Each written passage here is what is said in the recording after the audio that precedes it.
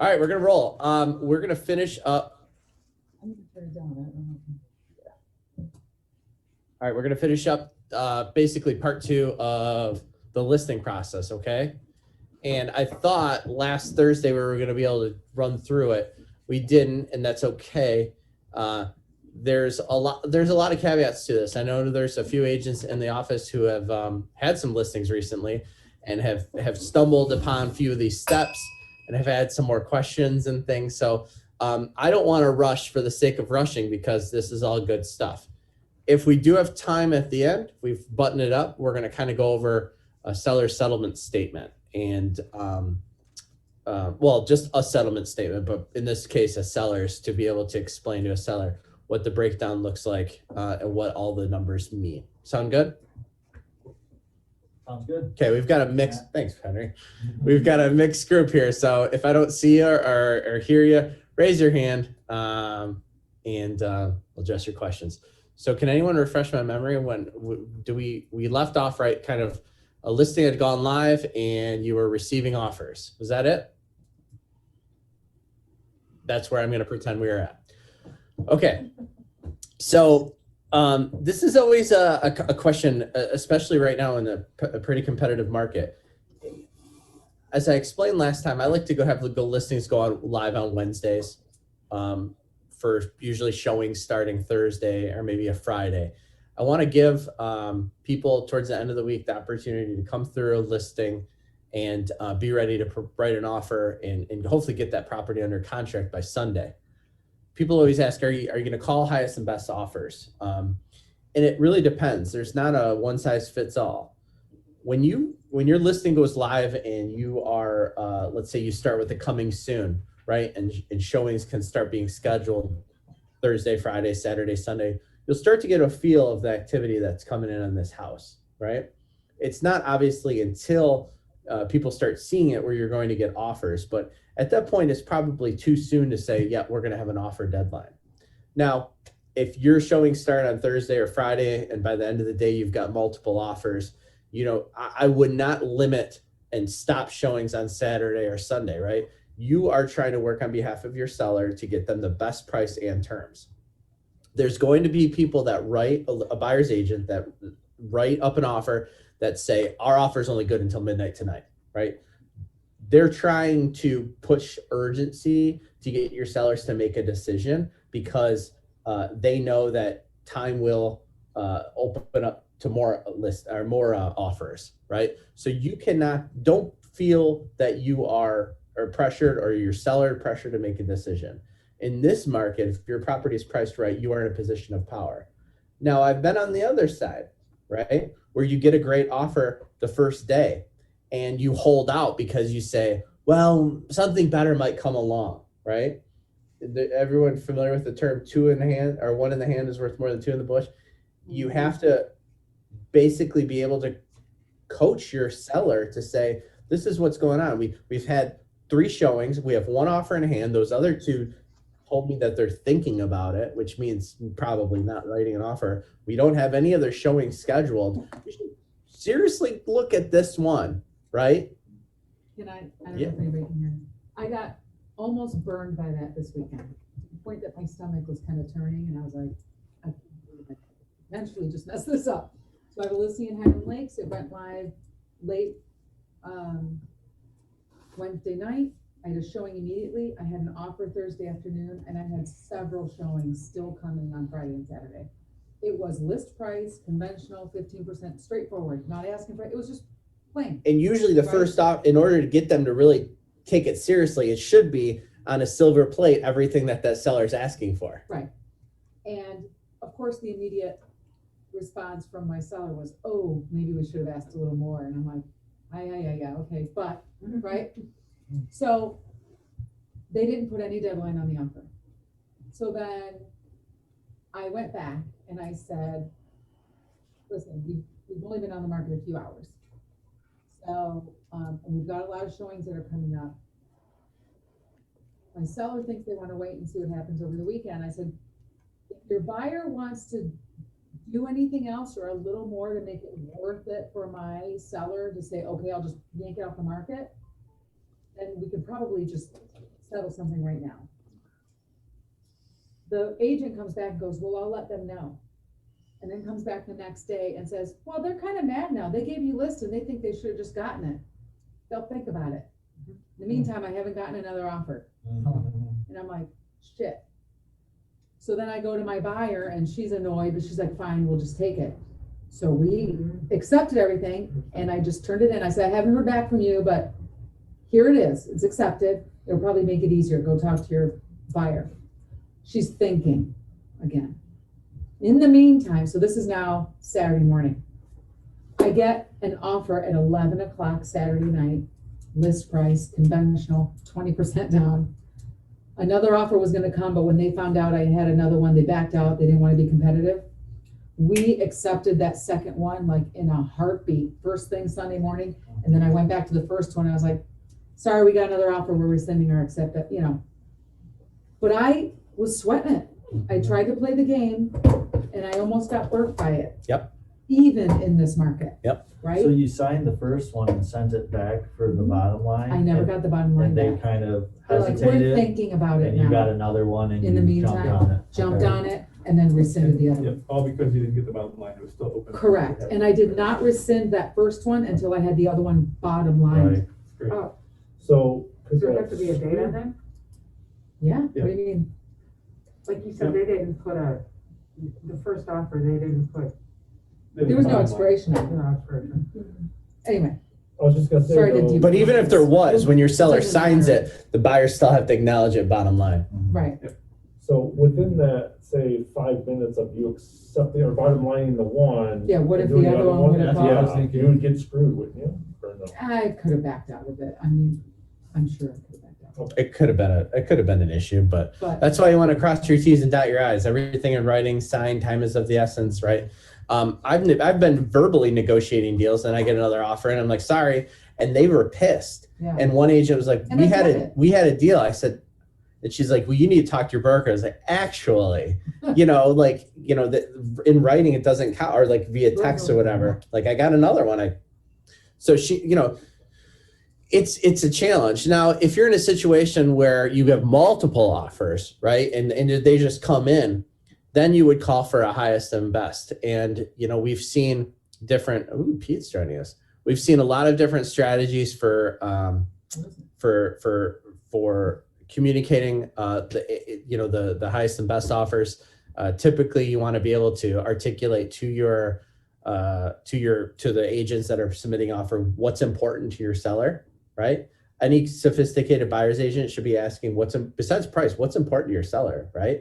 If they don't need occupancy, I'm not going to put occupancy in. If occupancy is the most important thing, I'm going to do free. I'm going to do as long as I can. So they really should be contacting you. But in order for you to be able to communicate that, you need to know what's important to your seller. For me, it can be really overwhelming for a seller to start being fired off offers. So you don't just like forward them as you receive them. I gather them, I save them, and I put them in a spreadsheet of all the pertinent terms, right? Price, down payment, type of loan, deadline. Are they asking for closing costs? Are they asking for concessions? Closing date, occupancy, the lender, all of these things for them to be able to easily share. And then I said it, either I'm going to meet them in person, or a lot of times I'm going to share that with them and we're going to go over it, over the phone or Zoom to be able to articulate it. I'm not just firing off offers, because keep in mind, every purchase agreement is going to be different because every brokerage has a different purchase agreement. Your sellers can't be expected to be able to pick out the things. So really, you're just making sure that you're highlighting the details. A seller's never been to Pete's Farms class, Yeah, sellers. right? So for me, and if you're calling for best and final, be sure to articulate to the agents, when is the deadline, right? And when can they plan on giving you a response, right? Because I've had people say, well, you call the deadline at 5 p.m., it's 5:10, where's our answer? I said, no. There's a deadline at 5. I'm going to be meeting with my sellers. We'll have a response by 9 a.m. tomorrow. I had that happen Right. when I We sold still my have to house. present, we It still was have like, to it's go. 7 o'clock, what are you doing? I'm Yes. like, I'm looking over 7 offers. Well, how long does that take? Yes. Longer Well, than you think. Yeah. it takes longer than an hour sometimes. And keep in mind, it's just because they're feeling the pressure from their buyers, Sure. right? So it's not a bad position to be in, but it can be a challenge. I do have a question Yeah. regarding that, especially, discuss. You have this highest and best situation or multiple offer situation. Each one of these offers you have may have a different timeline on them. Yep. Now, how critical is it that you have a response before that timeline? When you mean timeline, are you talking about expiration? Expiration date. Every offer that you're going to get has an expiration date. There should be a time out there, so it's just not inevitable. If you're calling for best and final, you give the people that have already submitted an offer a chance to revise their offer. Otherwise, you've already communicated to people like this is when we're doing it. This is where we're making a Right. decision. So Unless they come back and say, no, I want to know sooner. yeah. And some people, if they've submitted an offer, then you call for best and final, they rescind their offer, right? Sometimes they revise it. Sometimes they leave it the same, right? So every situation is a little different, but I don't, if I'm in that situation, I'm not really caring that this guy's offer expired at 5 o'clock or whatever. Sure, Yeah. say that your It doesn't your like seller, nullify the contract or No. anything Right. if it's That's signed basically what it's after. like. But what I want to make They're sure, allowed to still accept it if you Right. accept it. what you do Okay. have to make sure, But they is can that walk they away have if the they want to. opportunity to walk away Correct. because you did not mean it. Correct. yeah, when you have, More often than not, if you're willing to accept the answer, yes. More often than not. Yes. that's right. they're gonna be But like, yeah. here's lesson from me. You have multiple offers. As soon as your seller's made a decision, you sign the offer that you're accepting. Don't notify all the other offers until you send it to that other agent and get it back First. bottom line, Yeah, because they may have changed their mind. And then you're like, oh, number two? Yeah. It could burn you. you're the winner. Yeah. They don't know that the other Yeah. guy. And then I always make it a point to notify the other agents that have submitted an offer. Like I have to basically just copy and paste like, hey, it was a very tough decision. The sellers had a lot to consider. We received 12 offers and we ultimately went with a different one. Let you know if anything happens, appreciate it. Look forward to working with you. Agents respect that. And they deserve that. Their clients deserve that, right? Because you very well could be going back to number 2 or number 3. You want to treat people the way that you want to be And you treated. may cross paths with them some other time with a different listing company. Absolutely. You want them to say, "You look at that, all this stuff." Dan and I did a really good class, if you're on that list side, of how to kind of coerce agents to get the best price and terms for your client while you're in the process of collecting offers. So I recommend you watch that class.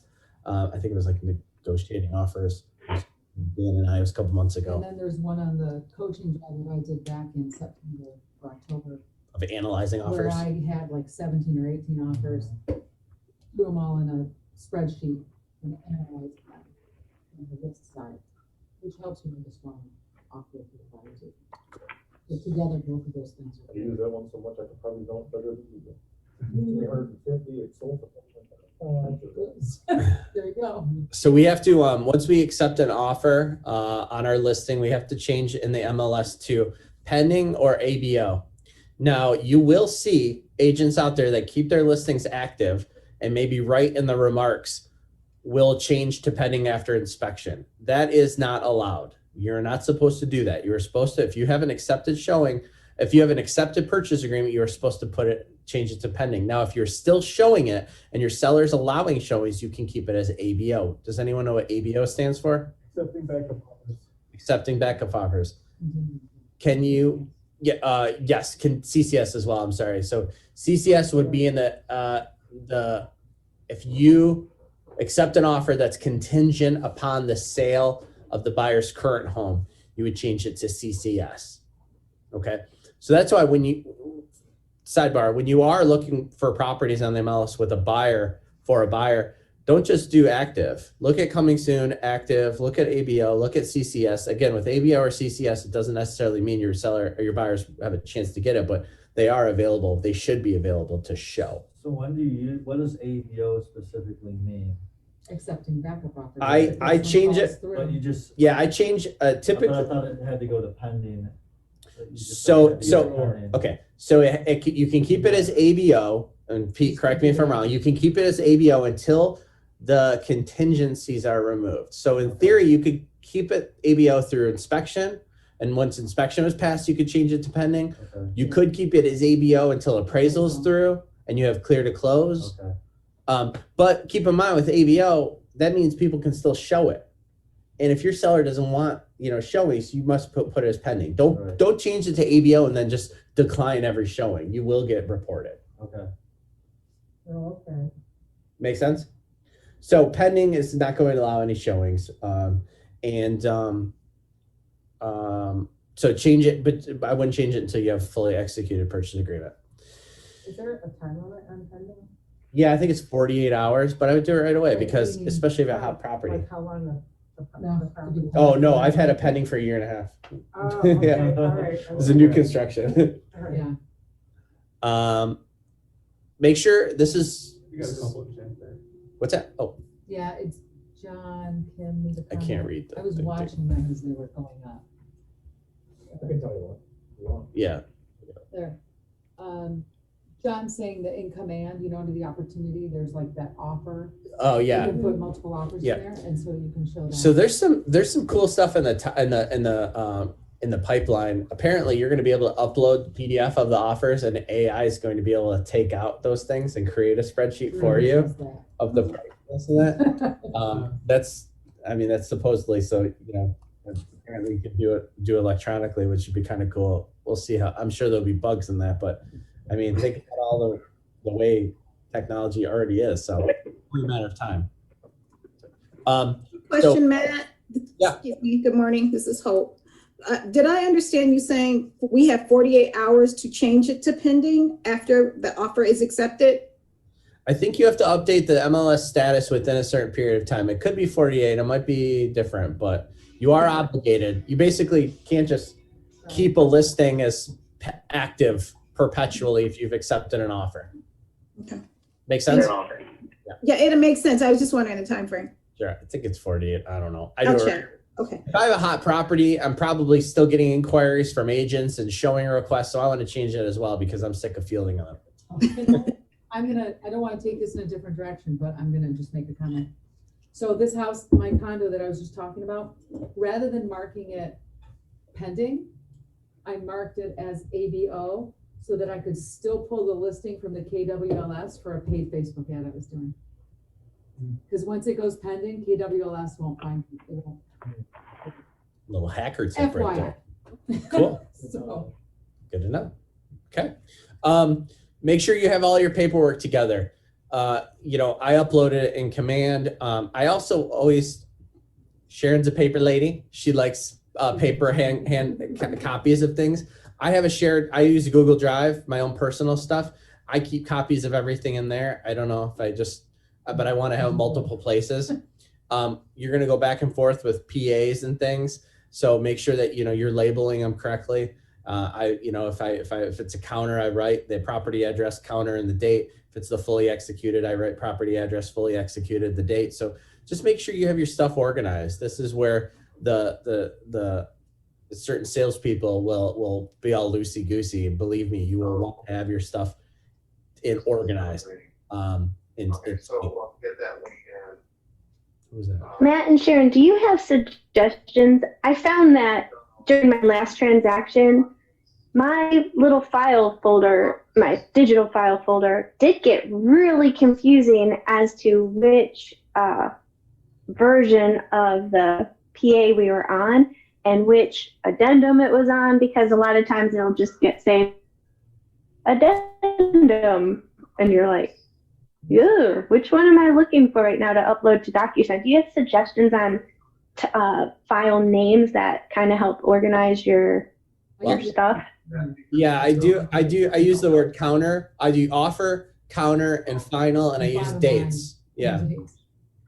And I delete the old ones. So the one, like if I sent it something and then it got it back signed, I just delete the old one. So I have like the most up to date, or you could create another folder. It's just like old documents. Yeah. I keep old ones just because if there's questions. I'd be afraid to hit the delete button, I think. Just maybe then don't delete. Be organized to a file where it's like. Hey, Matt, can you hear me? And put them in. Go Pete. Yeah, I can hear you. You shouldn't use delete, but you can use archive. But I'm with you. I get them out of there because it gets way too confusing. Totally agree. But either label them something different, archive Yeah, it was them, a mess. or that's the best way. Yeah. especially like let's say I receive an offer, right? And if my sellers don't change anything on that offer, we simply sign it, send it to them, and then I receive a bottom line back, right? That's pretty clean. But if I send Does that happen? it does, yeah. It did, I do a lot of Mine has been such a mess. What's that? Mine have been so much going back and forth. Yeah, I just don't always do back and forth via sign initial. I just a lot of times keep it verbal so that when I'm resending, I've made those changes. But everybody's a little different. Yeah, I think ours was not negotiating, but put into force by the universe. So we had to keep, extending dates or adding things because of, what happened. Yeah. During inspection time. So. Yeah, I understand. So you have all of your docs organized, and then we have in here number 4, upload into command and note the contingency dates. Someone needs to mute themselves, please. who's got Tam speaking in the background? There you go, Tam. So what I mean by that, contingency dates, right? On both sides of a transaction, you're going to have dates. What date does the inspection have to be completed by, right? And don't assume, right, just because it says 5 days. How is their PA written? Is it 5 days starting the day after fully acceptance? That's when the clock starts. So make sure that you're documenting those dates for inspection, for whatever other contingencies. Maybe as a listing agent, you are obligated to provide the buyer's agent with documents like the HOA docs. Most of the time you are. And I'll tell you what, a lot of times as a buyer's agent, I'm the one asking the seller to. In a sticky situation, the buyer's agent could claim that you didn't, as a listing agent or a seller, provided those things within the timely manner. You don't want to be in that situation. Closing date, all of those things. I'm going to note all of those dates because those are pertinent to the transaction. I'm looking for a PDF. For what? It's just something if people want to refer to it. It's a real comp thing. Okay, you can share that. That's what number 7 is Yeah. what you were just talking about. The last one. Let's just add that to this Oh, one. yeah, Keep it- I don't want to. No, go All right, so, all right, guys, let's not get sidebar. Number 5, order sell side title. You may have already done this. It would be called pre-title. And I would order pre-title through a title company right when I got that listing. If it was in certain circumstances, such as kids are selling because it was grandma's house, it was the name of their trust, it was a divorce situation, or basically any time that there's any red flags, it might have to clear up some things in order to make sure that the sellers have the ability to sell it. So the last thing you want to do is go to the market with it and then find out it's in probate or this or that, or you know what I mean? So there's different scenarios. So you might have had pre-title. But if you haven't already ordered title through Legacy, it's super simple. You just provide a copy of the fully executed purchase agreement, send it to orders at MV, yeah, see, whatever. At Legacy, I use Legacy Title on everything. Send it to them. They're going to send you a notification that they received it, and then it's going to take a few days to process. But you want to get that ball rolling.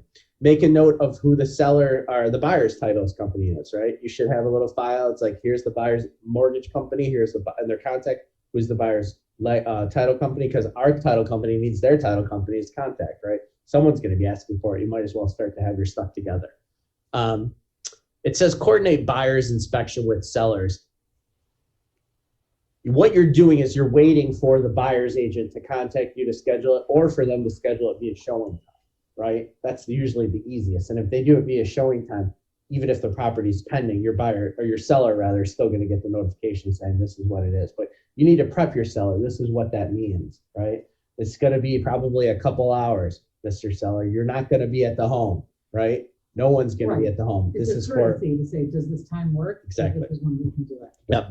A good buyer's agent is going to try to schedule as quickly as possible. Even if you have 5 days, 7 days, 10 days, schedule as quickly as possible. In fact, I've had in a multiple offer situation, really strong buyer's agents say, hey, Matt, here's our offer. Our inspection is tentatively already scheduled for Monday at 1 if you accept our offer. Yeah. Well, that was pretty good. You're not wasting any time, right? Yeah.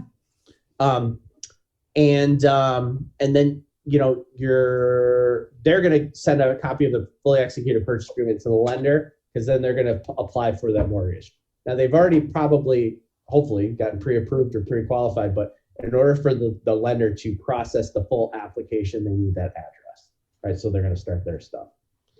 So that's the buyer's agent's responsibility to send that to the lender. Negotiate after inspection if needed. So what we're finding is everybody's busy, right? So if a seller or if a buyer's agent rather has a hard time scheduling the inspection, they may ask you for an extension, right? Ideally, they shouldn't have to do that. In a situation like Phil's ran into this past week, buyers had the inspection, inspector pointed out potential foundation issue. Buyer wanted to further investigate. Now, keep in mind, an inspector's job is not to say, it needs a new roof, it's 10 grand, it needs this, it's this. It's to point out things, right, for further investigation, right? So a great inspector is not going to say, buy this house or don't buy this house, right? A great inspector is just going to give an unbiased report of the condition of the home. And sometimes buyers are going to say, well, how much does that cost? Or what, you know, I need further investigation, mold. Inspector sees mold in the attic. Buyer freaks out. They want to have a mold specialist come in, right? So they may work to have these additional people come through and coordinate with you, right? In order to make sure that you're still within their inspection period, they're going to want to extend that, right? You're going to want to be able to explain to your seller why and what that means, right? Does that make sense? Because if I'm a buyer's agent and the seller, the listing agent says, no, we're not extending, I'm going to say, well, no, that's not cool, right? But at the same time, be respectful. So if you've got 10 days, don't schedule your inspection on the 9th day. And then don't ask for a 2-week extension, right? No one wants things to drag out. Time is of the For essence. either side. Exactly. Because if it doesn't work for your buyer, you want to go back and find something else. Does that make sense, guys? Those of you online? Yes. So Phil, I'm using Phil as an example. You know, Phil just had a buyer's inspection. They basically just sent him the inspection report. Phil's like, well, what the hell am I supposed to do with this, right? It's not the buyer's agent to send an inspection report and for you to confer with your seller to say what we will or won't do. The buyer's agent's job is to review the inspection with the buyer and to ask, well, for the buyer to determine how do you want to move forward, as is, back out, or negotiate something, right? And when I say negotiate something, it can be asking for the seller to repair items. And with that, you have to be extremely specific and very detailed. It can be for the seller to reduce the price to compensate for the things that you found. It could be for the seller to provide a concession, right? Does everyone know the difference between a concession or price reduction? Price reduction is literally lowering the price. A concession is keeping the price the same, but basically giving cash back at closing so that the seller or the buyer rather can fix things on their own. That's what it would be for. So my example with my condo, Mhm. right? They did the inspection right away. It turns out the hot water heater is from 1991. Can't believe it's even still running. But anyway, the buyer wanted $1,000. And not just for that, there was a couple other ones. And the seller's like, well, I've never experienced anybody asking for money. I thought we would just fix stuff. So I had to explain. Sometimes it's better just to give them the money because then they control how they fix it. If they don't like it after you've done it, it could cause problems. What we ended up negotiating, because we had purchased a home warranty or we were going to offer a home warranty at listing, was buyer, here's your choice. We'll give you $1,000 with no home warranty, or we'll give you $500 with the home warranty. Because then for my sellers, it's the same thing. And they're like, we'll take the 1,000. Okay, fine. Yeah. So everybody feels like. And that goes to setting proper expectations with your sellers, right? Because if I haven't sold a house in 20 years, I may have never even heard of anything like this. And I've had sellers actually offended, right? But then you get the seller saying, well, that doesn't cost $1,000. Guess what? Every single thing a buyer finds in inspection is going to cost more money to them than it would to actually fix it. But if I'm a buyer, I would rather have the money so I can have it addressed myself rather than having you, the seller, and his uncle Bob come over on the weekend and hack job put it together. If So my Uncle Bob's gonna do it, at least I can bitch at my Uncle Bob Yeah. to screw it up. yeah, I exactly. can't go up to the other guy's Uncle Bob. So this negotiation dance can be a real chore, and it's something that there's not one size fits all to all scenarios. But regardless of whatever you agreed upon, it has to be in writing, right? As an addendum. I always recommend if you're doing a price adjustment or a concession, you don't write what it's for. Don't, because that would be a potential red flag to in a lender. Especially if it's FHA or VA loan. If it's agreed upon that they're lowering the price for $1,000 to compensate for the hot water tank, just keep the addendum to say seller to provide $1,000. That's it. That's it. And then I always add buyer's inspection contingency is hereby satisfied. All other terms and conditions remain the same. I just keep it clean. Now, on the flip side, if your buyer is asking the seller to replace things or do something, you've got to be very detailed, such as seller to have kitchen sink faucet inspected and repaired by licensed plumber. Copies of receipts to be provided no less than 1 week prior to closing, whatever the case may be. I'm just winging it, but Video up of yeah. like a whole session that Yeah. we did exactly on language. exactly. And I'm happy to review these. You cannot. This is when you're we're not lawyers, but this is where you pull out your like lawyer hat, right? Because people just say like fix outlets. What does that mean, right? Replace, 4 outlets in laundry room with GFCI by licensed electrician, blah, blah, blah. You know what I mean? Like it's got to be very detailed, right? There's got to be, something, because otherwise what's going to happen? Seller's going to say, well, I did it. And your buyer's going to say, well, they didn't do it to the job I wanted. Tough. You should have been more specific with how you wanted it done. That's why I just, unless it's a minor thing, I would prefer my buyers to take the home as is and to do it themselves. Okay. And that's I coach my sellers to say the same. Hey, listen, at the end of the day, it's just, hassle. yeah, exactly. Hey, Make sense? Matt. Yeah. Just to clarify, and I'm sorry if you said this already, but you said that you would have your buyers take the house as is. Would there be concessions as well? Or is that in lieu of? Yeah, let me clarify. I'm going to try to the best of my ability for both buy side and list side to have the buyers make the repairs or fix the things after they've taken ownership of the home. If the seller is going to compensate the buyer through a price reduction or a concession, we're going to document that. But I'm going to explain the pros and cons of the seller fixing things to my buyer. Does that make sense? Yeah. Okay. Yep, thanks. Thank you for clarifying. Unless like an FHA, sometimes you have to go in there and fix it ahead of time. Well, that's a great question. So in a private home so in an FHA or a VA or a MSHDA, right, the appraiser is also acting as an inspector, right? And they're not looking for the same thing your private home inspection is going to be looking for, but they are going to flag things. Now, it's important to note that if your buyer inspects the home through a private inspection, even if they say everything's good, we're taking the home as is, and then the FHA appraiser comes out and says this needs to be fixed, the seller might say, no, we've agreed that they're taking the home as is, right? They did through the private home inspection, but the FHA appraiser says these have to be fixed, otherwise the loan can't close. That's why it's important to have that FHA addendum that states that the seller is already pre-agreeing to a specific amount of money towards repairs. If the seller says no, it's a renegotiation. Now, if they came up once, they're going to probably come up again. So I'm going to try like hell everything I can do to save that deal, right? Does that make sense, guys? I don't want to. Is there any way to coordinate where the FHA, I guess not, because it has to happen. I'm sorry, I'm thinking out loud. No, and I've had Municipal inspections, you can do that. yeah, sometimes. but I would have a municipal inspection done before I even I understand, submit an but offer. some people maybe haven't. So one thing that's not on here that's a great point that Sharon just brought up is municipal inspections.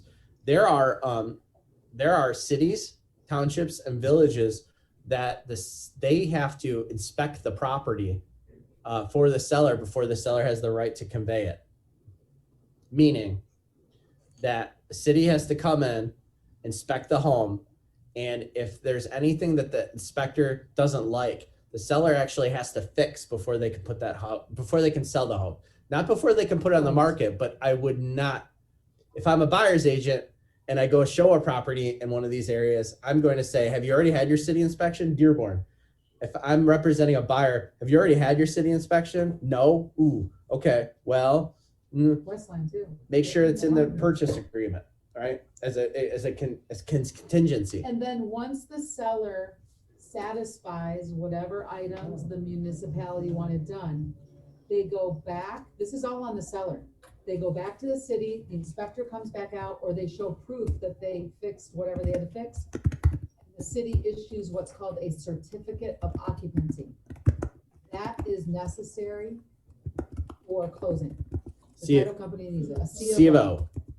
That's done before it gets listed. Well, I would do it That before it makes gets listed. cleaner, Right. Here's a but little lot horse. of times it doesn't. Okay. Here's a quick story. I had a listing in, oh God, not Grosse Ile. It was near the water, downriver. Trenton. Not Trenton. Why- Trenton. What's Trenton? We're So all gonna anyways, start like- It was a guy who was selling his mom's house. He goes, yeah, we'll get the city inspection. We'll get the city inspection. My bad. Listed it, got it under contract.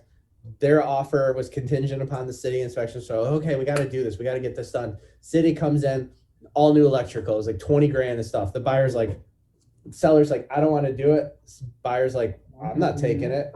Deal fell apart. I lost the listing. So if I would have done that ahead of time, I wouldn't have wasted any time and money in getting it listed.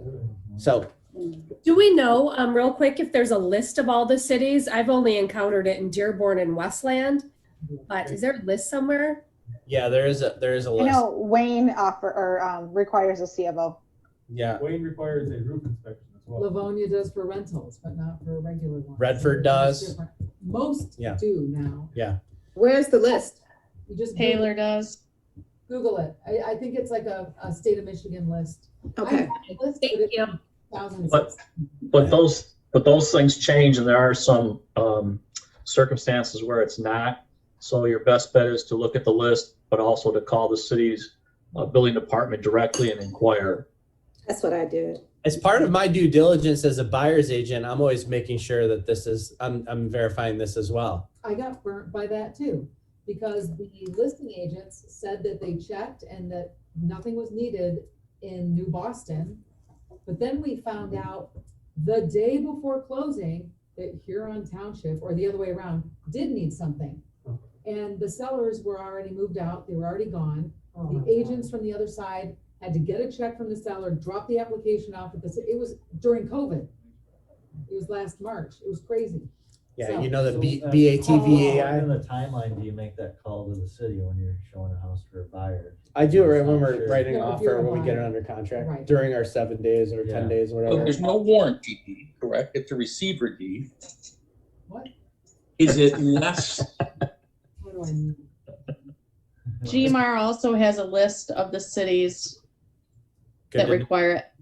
Maybe you could share that if you found that link, I'd appreciate that. Yeah. So the COO, is it different for bank-owned homes then? Because, I bought a home in Westland and we already bought it and then had to get the certificate of occupancy and then had to fix everything before we could move in. A lot of cities will Well- not let the property actually convey without getting that, unless money's being held like in a bond. He has a good Yeah. point. A lot of the times in Westland, because I've done Westland too, it's, you can convey, but you can't spend the night, you can't live there. I was about to say, Yeah. it's so hard, real. Okay, in order to do so though, the buyer has to sign an ACR, which is assumption of compliance responsibility. So once the buyer signs that, they are assuming all the city required repairs will be on them. But as Matt and Sharon have both stated, a buyer cannot occupy a home unless they get that certificate of occupancy from a city. In our case, it was my daughter's responsibility to fix everything, so. Well, Yeah. whatever, yeah. And on top of that, some, they might require to hold money in escrow Yes. by the city until it's completed. Yeah, Or get exactly. So- Usually paid from the for 10. that. Matt, I posted the link in the chat. Thank you. So the moral of the story is, look at the list just so you can have an idea of what you're walking into, but call call. Yeah, don't ever It's all take anyone's word from it unless it's Right. the city or township. Now, in addition to further muddy this up,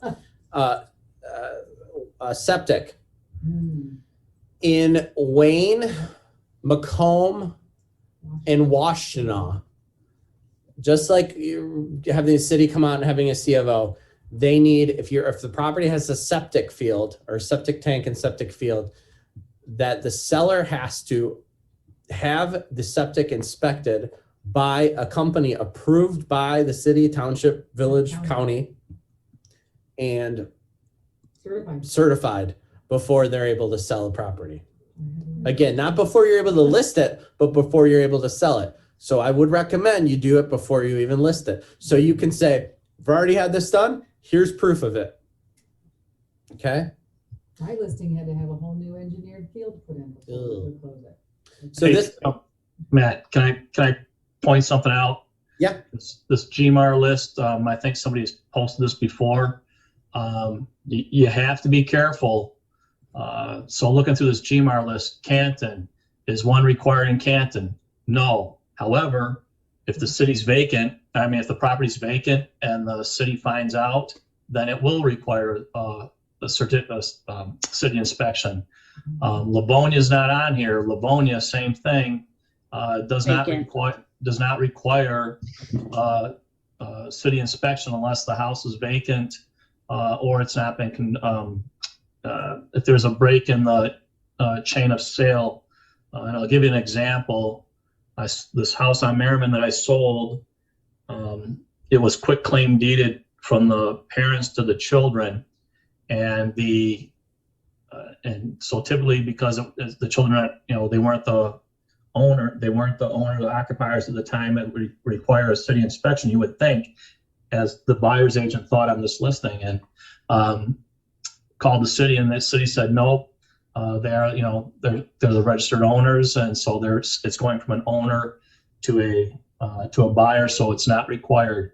But however, if it was, if they were selling that house, their parents had died, and they were selling that house as a, an executor or whatever, it would require a city inspection. So this is a great list, but I just want to caution everybody: call to find out and verify. Yeah, John, I used the list mostly to get the phone numbers, so I had quick reference to call. yeah, when in doubt, call. Is there a difference then? Because I honestly have no idea who needs what. Always, a city gives you a COO. A city inspection is going to give you a CO. Always, okay. Yeah. I didn't know if there was Yeah. you require. But every city's looking for different stuff. I mean, I had a house in Grosse Pointe. They had to bash up the floor in the garage and re-pour concrete.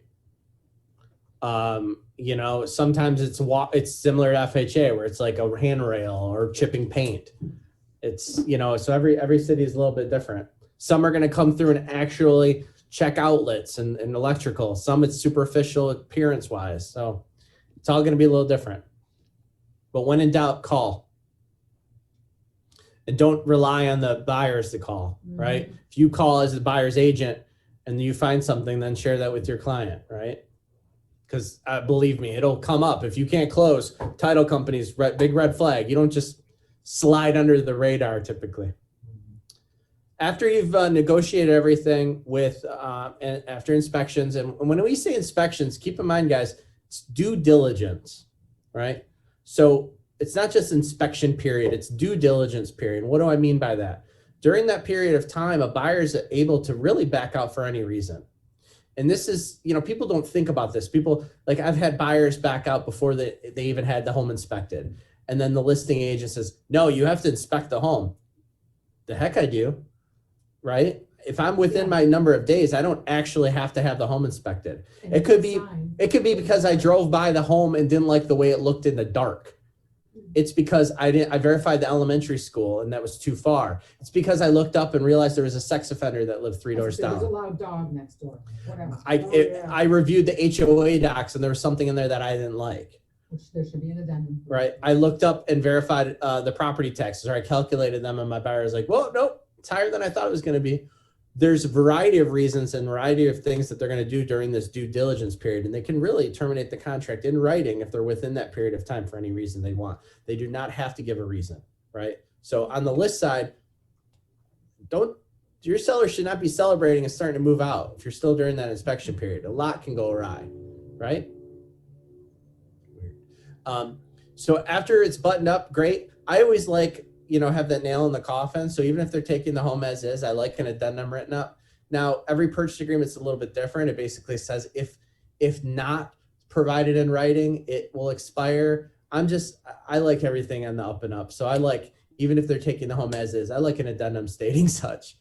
But again, any other things that you agree upon, need to be in writing. If you're extending, put that in writing as well.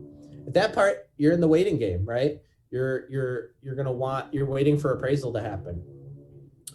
The mortgage company is ordering the appraisal, right? Well, typically the mortgage company is submitting an order with an appraisal company. They've added a little bit of an arm's length between them so they don't influence the decision. But some mortgage companies still have appraisers in-house. But regardless, they're ordering it. And oftentimes you're, as a listing agent, going to be the one notified when it's scheduled. The appraiser is going to call you, or some appraisers are just going to schedule it via showing time. So like in RPA, we now put a date on when it's going to be ordered by to make sure things don't start to get slow and fall behind. Yeah. So everybody needs to pay attention to that and Yeah. stay on it to make sure it happens. Exactly.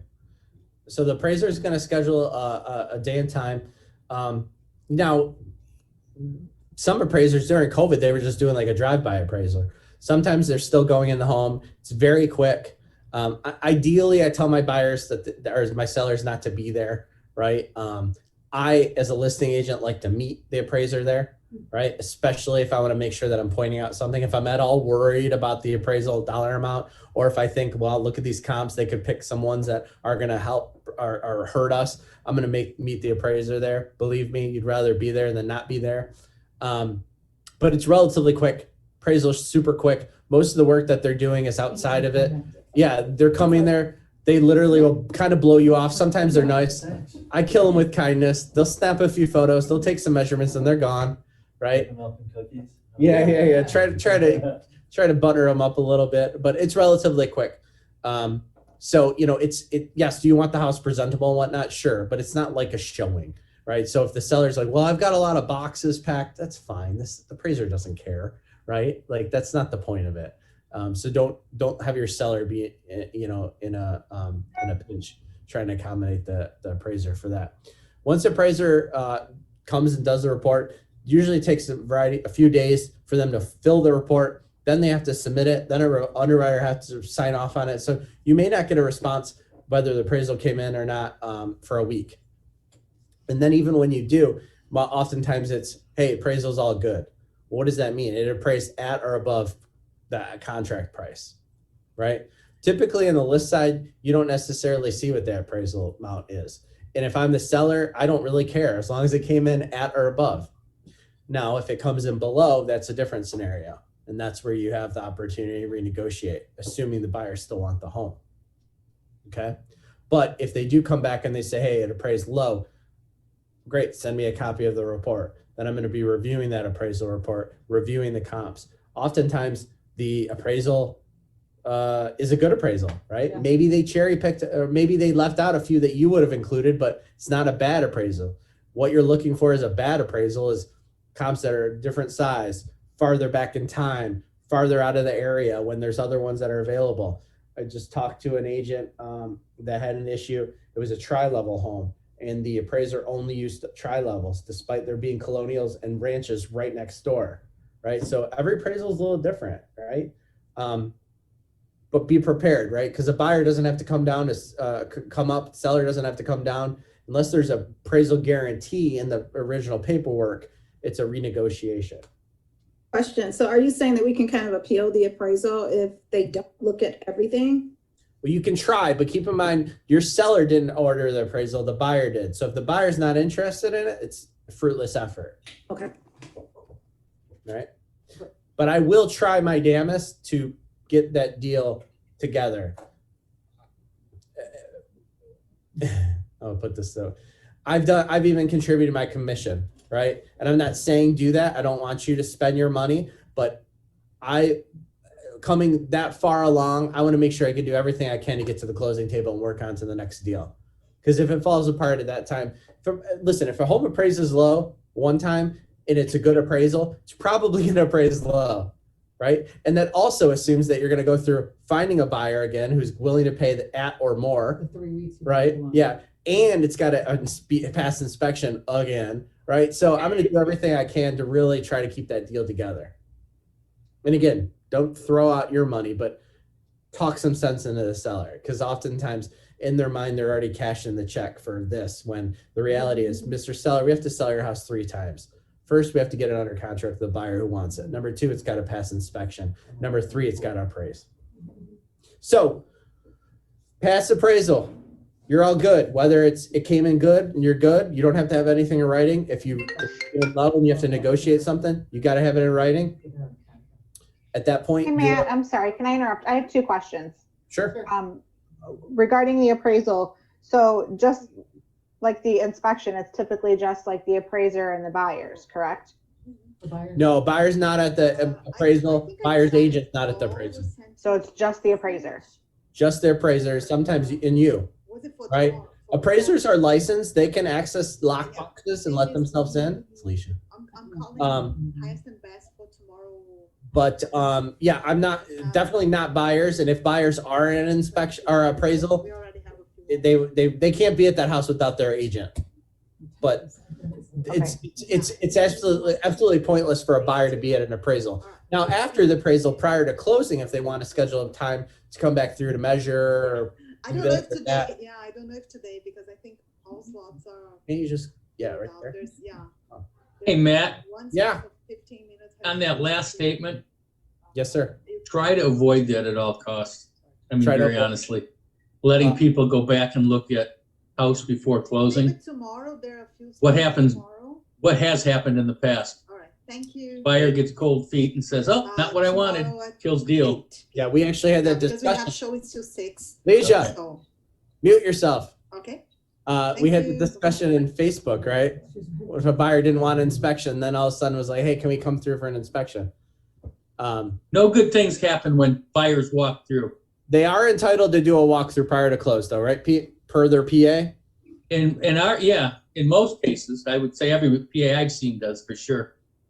Yeah. So- And that could be right before closing. That could be 48 hours before closing. Yeah, For me, I somewhere don't- between 48, 24, minute by minute. Yeah, I don't really want my buyers to do a walkthrough until the seller's stuff's all out if they're taking possession at closing, because otherwise it's pointless. If they're not, if the sellers have occupancy, I guess it really doesn't matter because their stuff's not gonna be gone at closing anyway. But we only have a few more minutes, and these are all great questions. So I'm not. Actually, I have one more, I'm sorry. Regarding inspections, Mhm. so the buyer pays for whether it's radon, septic, home, termite, are they responsible for the city inspection as well? So let me clarify.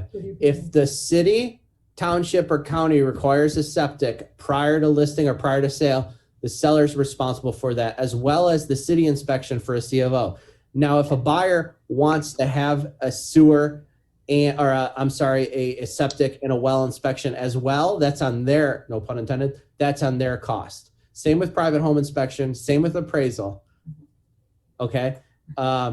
Same with the sewer scope, all on buyer. Okay. RPA actually has Yes. a paragraph that very specifically addresses this, where Municipal.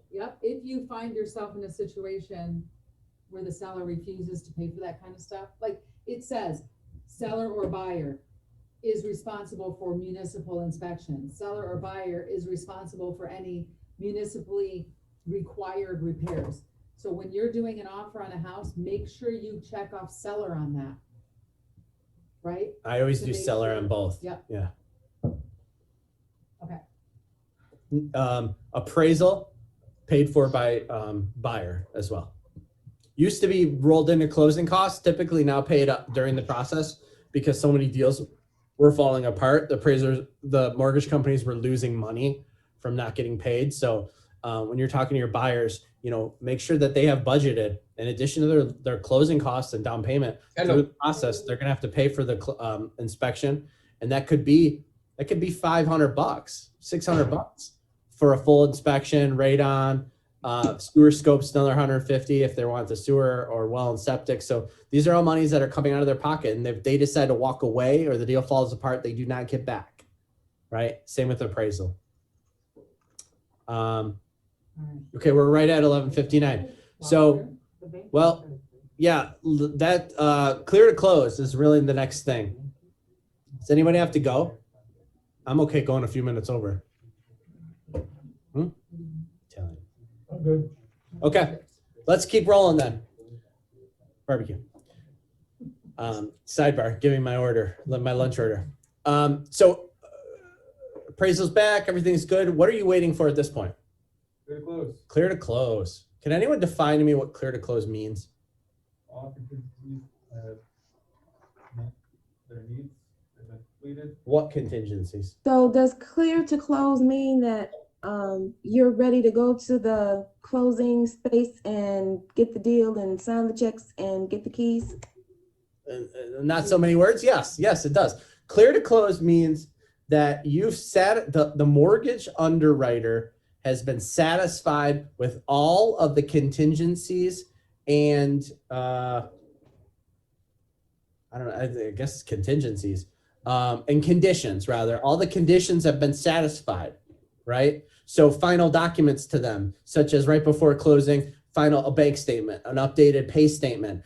Buyers have typical things. So don't be freaked out, right, through the process if you're past appraisal and everything's good, yet you still don't have clear to close and they're asking for more documents. It doesn't necessarily mean like it's going to fall apart. It just means that they're doing their final dot the I's, cross the T's before they say package is good, clear to close can happen, okay?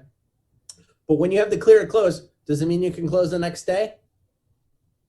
No, it does not. Clear to close means that they can issue the CD or the closing disclosure. Some of you have been through recently, you may remember this term. The CD, the closing disclosure, is what the mortgage company sends to the buyer that has their final terms of their loan commitment and must be delivered electronically and signed or delivered through certified mail and signed or acknowledged, right? Acknowledged. Yeah. And then a closing can occur 3 days after that, including Saturdays, excluding Sundays. So that's why if you've ever, yeah. So if you've ever, so why I'm not a mortgage guy, but I'll give you this. So before the mortgage, the housing recession, people were like, last minute documents were being prepared, and then the buyers being rushed into a closing room was like, here, sign it. And they didn't know what they were signing. They didn't have the opportunity to review anything, right? So the Dodd-Frank Act came in. They said, all right, consumers need to be protected. They have the ability to review everything prior to their closing, right? Which makes sense. I totally agree with. And that 3-day counter will restart if anything changes. Like if we send all the documents and there's a proration wrong, not a big deal. If we send all the documents and the interest rate changes or the something changes, that's the 3-day start happens again. So a lot of times lenders will send out the CD at like 9 o'clock at night and say, Mr. Buyer, just sign it, right? And they say, well, it's not right. A few things are not, no, we'll clarify it, but in order to start that 3-day, we got to have you sign that today, right? So I've been in situations where buyers like, I don't understand. I got to sign this, but it's not right. If anybody's had a closing yet, things aren't right until like an hour before closing sometimes. It's a nightmare. But if we wanted to close on a Monday, you've got to sign that, Thursday, right? Friday, Saturday, Monday, right? That's the 3 days. Yeah. When I say it's not right, like the beard, Gilbert. Hey, Gilbert. When I say it's not right, I just mean it's not finalized, like some numbers, final prorations or change or this or that. So yeah, it doesn't mean like you're signing at the closing table, but the cash to close might be a little bit different, right? But the interest rate and the Yeah. homeowners stuff, and like The purchase price, the basics, loan amount, those can't change. concessions, Yeah. like stuff Yeah. like that. Yeah. I'd say make sure as an agent that your buyer has received the CD. Yes, it might be in their spam, it might be in their or they didn't realize it was coming to Yeah, them. some I lenders- actually some had a lenders are- lender give me the clear to close on a property and never sent over the CD. Yeah, So we scheduled everything for closing. I didn't know about the CD myself. We're ready to close tomorrow. And then I got a phone call at the end of the day saying, oh, we forgot to send the CD over. We gotta. do you push it use back that lender 3 days." anymore? No. Yeah, no, that wouldn't be one I use. There you go. No. Right. What we're talking about though, the CD, this is really on the buy side, but it's important for your seller to understand what that means. So when you have like a target closing date, right? Because it's all a moving target. And when you have like a Monday, it's like, hey, like right now, today, it is what, Thursday? I have a closing on Monday. If that CD didn't get out today, we wouldn't be able to close Monday. My seller would freak out. So it's important for you as a buyer, as a listing agent, to be able to explain to your seller what that would mean, right? The buyer didn't do anything wrong, right? Like no one did anything wrong. It's just setting proper expectations. Okay. Timing is everything. Yeah. On the list side, though, the good thing is that the final documents, the final numbers and such are much cleaner and don't change as much. Meaning the debits and the credits of a settlement statement on the buy side is relatively stable. Now they can't set it in stone until they have final payoff from the lender, right? The seller's current mortgage holder has given them a final payoff. We have a closing date, right? Because then they need to coordinate the prorations, right? They need to have updated, what taxes are paid or not paid. They need to know if homeowners association paid or not paid and what those prorations are. So there are some things that the title company needs to formulate the final settlement statement for a seller, the Alta statement they call it. It's not as much on the buy side. So even though a buyer's might change a few times before the closing, the seller's is probably pretty much the same. Okay? And you're gonna get that from the title company, right? And I've pulled one up. Or I'm pulling one up, I should say.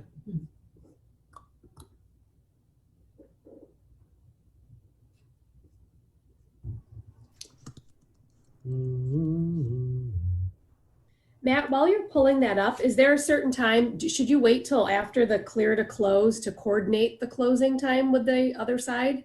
So you can have, that's a great question. You can have a moving target, but you can never, most title companies will not allow you to set an actual day and time for the closing until you have that clear to close.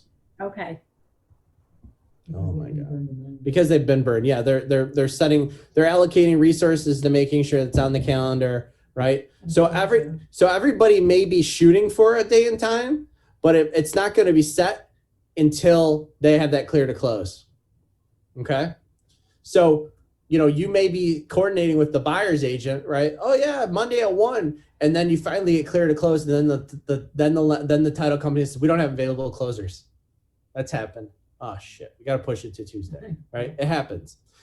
Keep in mind also towards the end of the month, it's a mad dash. So try not to do it, especially like a Friday or end of the day at the end of the month. End of the month. End of the year. So this is, what the hell am I looking at here? That's not what I wanted. Please hold. So you're going to get an Alta statement from the title company. Now, this isn't the seller's full package, right? Oh, you can see that, right? This isn't the seller's full package, right? They're going to sign a whole bunch of stuff, and they're going to get that ahead of closing as well to be able to review and ask questions on. It's typically scrutinized a lot less because all they care about is how much money they're getting, right? But they are going to get it ahead of time. So, they have the opportunity to review and ask questions. But this is the accounting statement, right? The Alta statement. There might be an example of one of those up in the Google Drive, I was but looking. it's got double Oh, buyer and seller okay. on both sheets, so you can see how the taxes Okay. come off on one and on the other. I was trying to find one. So this is an Alta statement. It's basically a spreadsheet. It's a debit and a credit columns, right? And this is just for the seller, right? So this doesn't have any of the buyer's closing costs or anything on here. This is just the debits and credits for the seller, okay? So it's gonna have the property address, the proper names. You're making sure these names are spelled right? So this is what's gonna go on the deed. Make sure the closing date's correct, sales price of the property. You know how many times I've had the sales price wrong on here? And I know it sounds ridiculous, but people forget to get the title company revised addendums, right? The title company needs to know if the price has been changed or if there's agreed upon concessions, Yep. right? And also the lender. It's more important for the lender. So the title company can revise this. The lender, if all of a sudden they have to reallocate everything, and that could potentially push closing. So this means credit. This means debit. What is a debit and what is a credit? Sorry. A credit is money you're getting. A debit is money that's being taken away, right?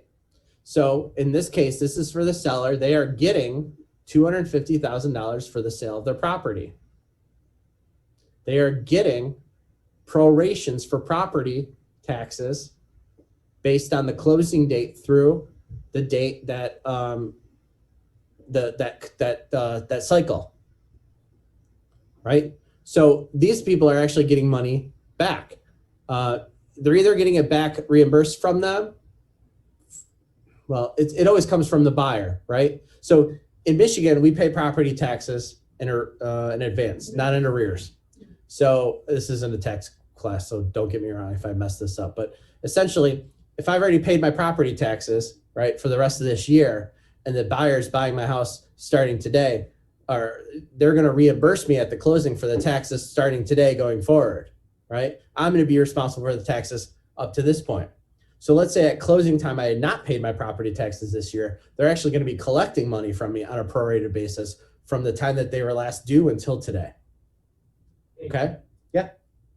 On that, it's still gonna show the credit. Oh, is it? Okay. It still shows as a credit up top, it just shows a debit down below. This is why you go to Pete's Farms. This is actually homeowners association dues. So they're crediting the seller for $7.51. That were like because if Stuff you they see, already paid for that they're not gonna use anymore because they're moving out of the look house. at look at these dates.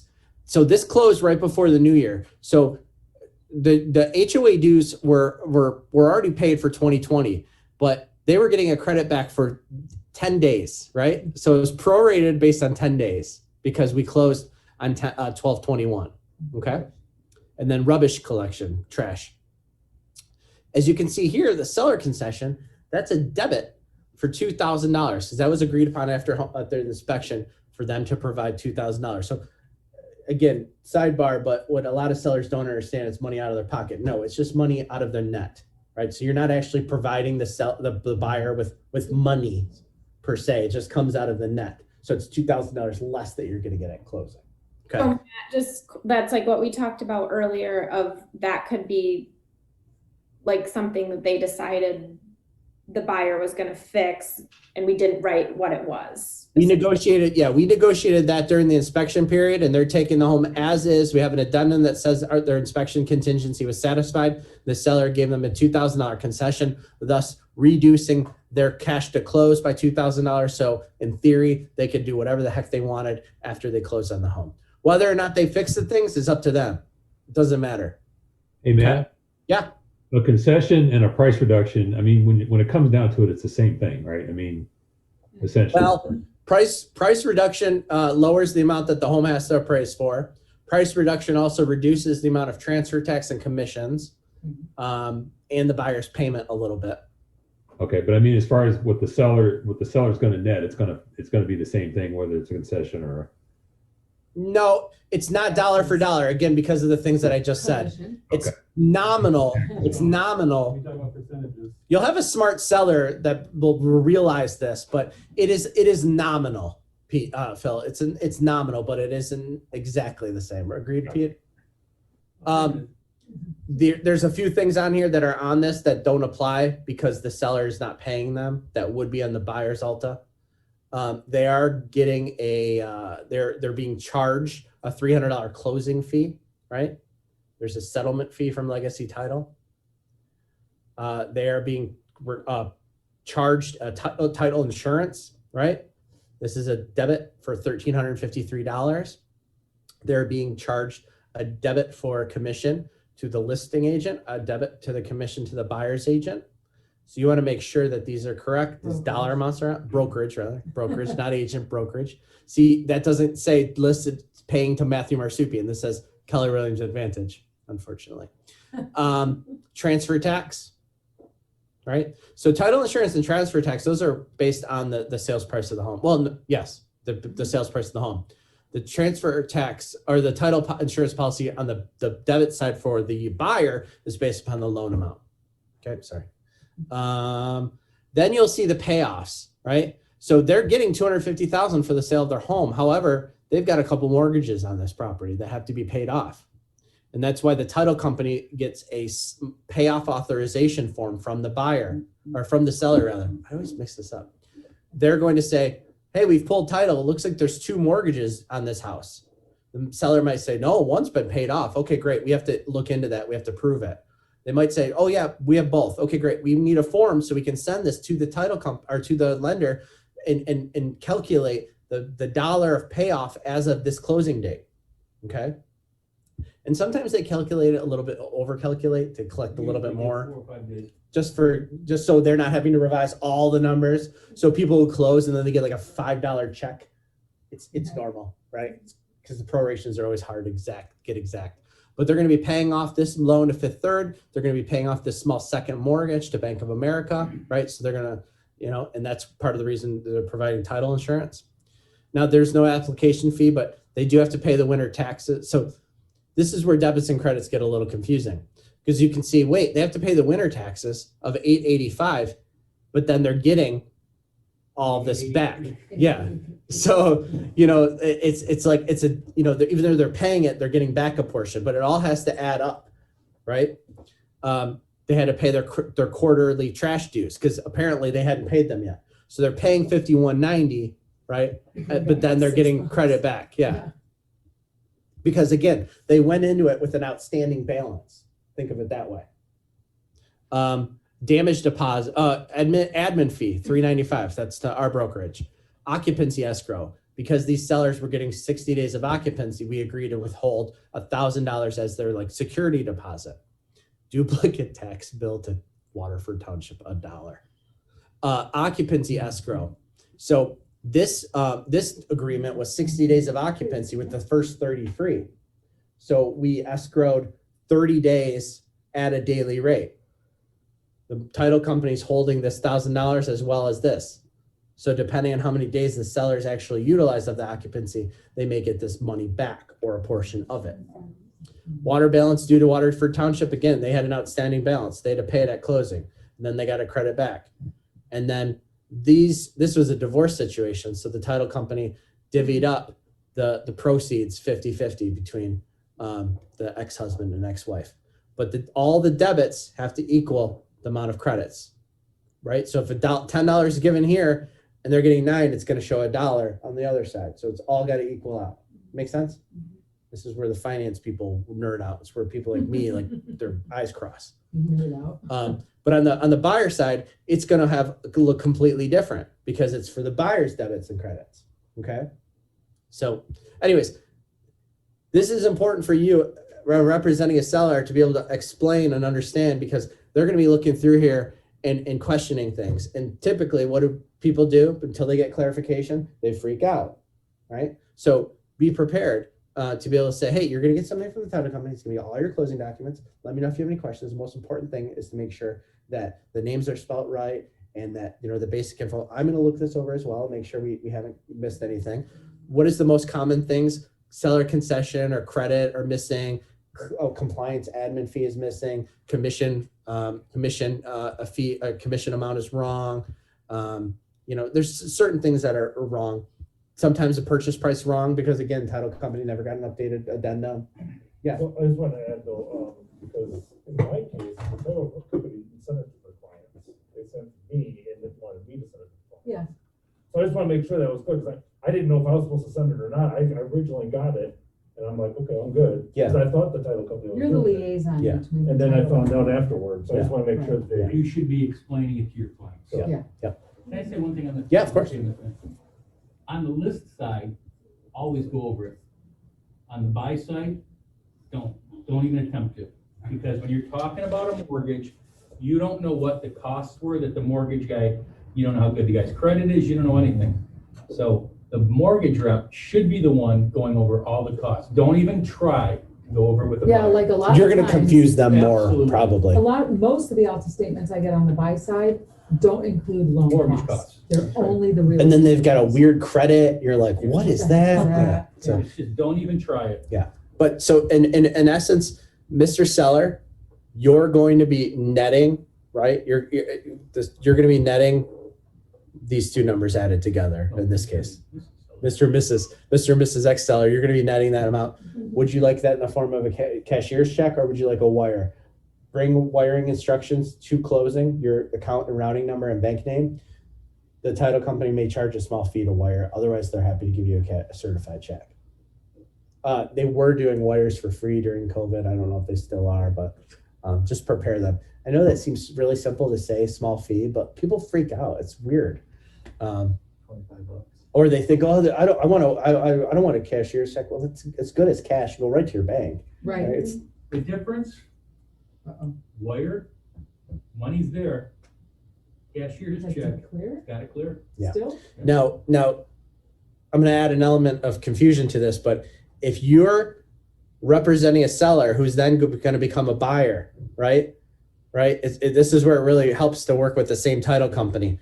The title company is not actually going to give the seller any money. They're going to keep all the money and apply that to the buy of the next house they're buying.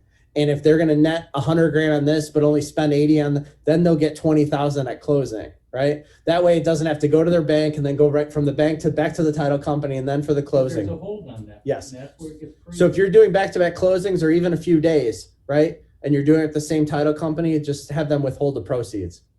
Percentage fee. Send it to Pete. I owe you. Yeah. All right, this was a crash course, but it's important for you guys to know if you have any questions on these, you should be able to pick up the phone and talk to the title company. They're the ones that provide this. They should be able to explain it. Again, like Pete said, you are the liaison to your clients.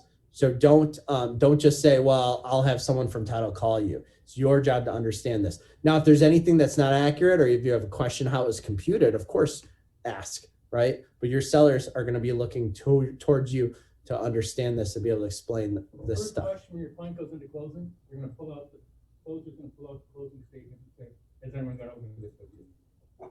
And you look Yes. pretty dumb. When they're like, I've never seen this. You want to really impress them? Print it out and bring it to closing with you. Say, yeah, I've already gone over it with them. And while they're signing everything, you're going over it. I'm like, you're kidding. What? No, like, no. I just bring a copy with me. Oh, I'm like- Yeah.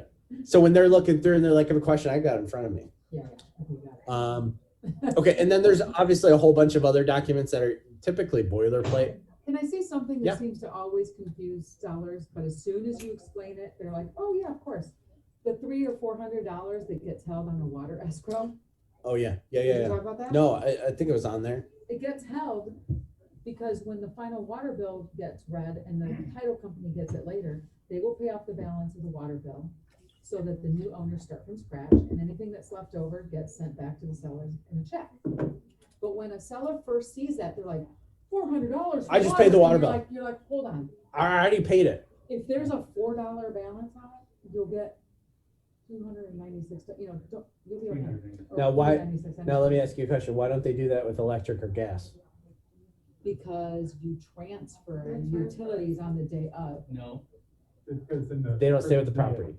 It's in the person's name. These are personal. That's up to the person's name, Yeah. water is to the address. Yeah. Okay, wow, I got shot down on that one. But it still is instant. Yeah. So if you ever a tenant and the tenant bounces and they leave a really expensive water bill, that's stuck on, Mike, listen to this. Go ahead, seriously, get that one. if the tenant, when I did property management, you'd have times where not only tenants not pay rent, but then you get a final water bill, hundreds or even the thousands, they never paid it. Mike knows that. And you could go after the tenant or try, but at the end of the day, the sellers has to pay it. It stays with the property.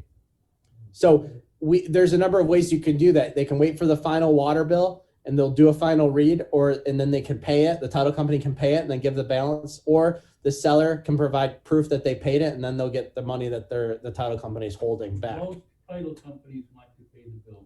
Because they want to ensure that it was. Because you think someone would ever lie and then go bounce a check. Yeah, of course. Okay. You don't have to worry about if you see a line item for money being withheld and it's on a well, just point that out. There doesn't have to be a well. But there is some situations where it's city water, but a septic. I had that. That's weird. So just when in doubt, ask the question. I had my tenant that left me with a water bill. I was like $400. It was not a good thing. That's why you have a security deposit. Exactly.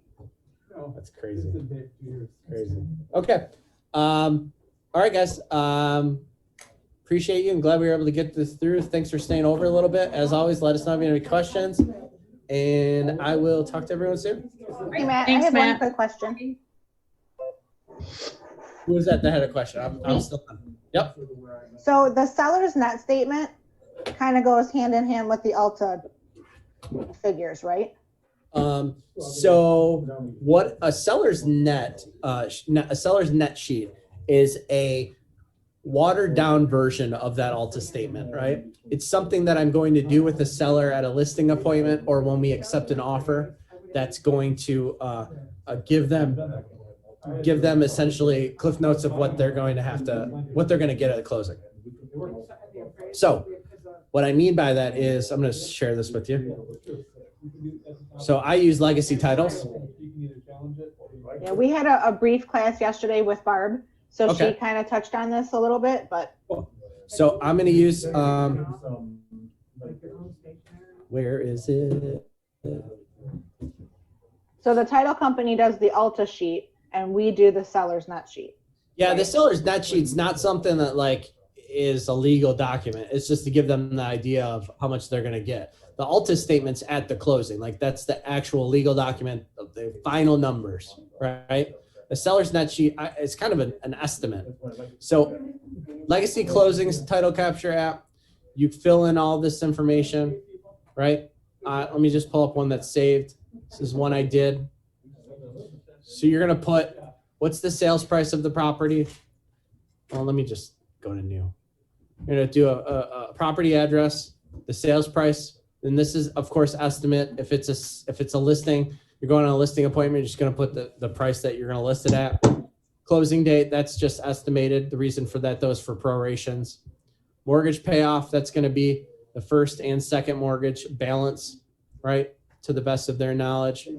Real estate commissions, it's a percentage, 3, oh, not 33, 3 and 3. Transaction fee, that's where I'm going to put $395, because that's what we charge. HOA, are there dues? What are they? Let's say they're $500 a year, and have they paid them? Yes. Again, that's going to calculate then for a prorated basis depending on the closing date. Does it require a resale certificate? A transfer fee? Some HOAs do. Most of the time, I don't know that at that time, but Is a resale certificate just like transferring the HOAs from one person to the other? yeah, it's a bullshit fee that the HOA requires or charges or process stuff on their end. Always on the seller. Property tax prorations, it's not going to allow me because I don't have a property address in there, but it's going to ask for the summer and the winter taxes. So I'm going to look at the city or township's website for the most recent taxes. I'm going to select whether they've paid them already or not. If they have paid them, they're going to get a credit back. If they haven't, they're going to get a charge. It automatically is going to calculate transfer tax. You've put the loan amount. You've put the commissions and the admin fee. Here's where the property tax adjustments are going to be made based on the prorated amount. HOA didn't apply in this regard. Other seller expenses credits, that's where you could put in if you were going to do a concession or closing costs. And then it's going to spit out, based on that sales price, a seller's net. I'm very, very, very, very, very clear that this is not the exact amount that you're going to get at closing. This is a rough estimate. And if you've done this correctly, it's probably going to be very close to, but it's not necessarily the final amount. They cannot, don't take this as gospel. This is just a really good way for you to estimate what they're going to walk away from based on the information you have at hand. Make sense? Yes. Okay. Thank you. Yep. I usually, sometimes I do a seller's net sheet ahead of a listing appointment if they really need help understanding the breakdown. Sometimes I don't. Sometimes I do it when I'm accepting an offer, right? And they say, okay, if we accept this offer at this, what's that mean for our net? Okay, let me do this quick sheet. I was under the impression, because Pete went over it a couple of weeks, a month ago, maybe, I don't want to know when it was, in one of his forms class. And I thought, is it something that he requires, but it's not like a state of Michigan required form? So is it something that we have to do, or is it a courtesy? Well, it's not required for you to get paid a commission, but I would do it because it'll make your life a lot easier. Okay. Because guess what? That Alta statement that we just went over, a seller's going to rip it apart if it's the first time seeing these expenses, right? They don't understand what those are. If you nip that in the butt here and set the expectation, and you said, hey, you're going to net 220, and then they get the Alta statement and actually they net 221, they're going to be happy. If they've never seen this or don't understand this, they're gonna rip apart every single line item on there. I didn't know I had to pay this. I didn't know, why is this that much? You know what I mean? So you will be helping yourself out if you do this. Okay. And then what I've done is after I accept an offer, I do this, and then we negotiated repairs, and there was a concession or an addendum, and I revised this the net sheet for them to review, so that they could understand how that affected their net. And I actually PDF this and send it to them for electronic signatures. I recommend you do that. That way you can never say, I didn't tell you. Make sense? Right, yep. Okay. Okay, thank you so much. You're welcome. Have a Anyone good else? weekend. Anyone else have anything? Nope, thank you. Okay, guys. Have a good weekend. Have a good weekend, everyone. Bye. Make your contacts. Okay. Bye.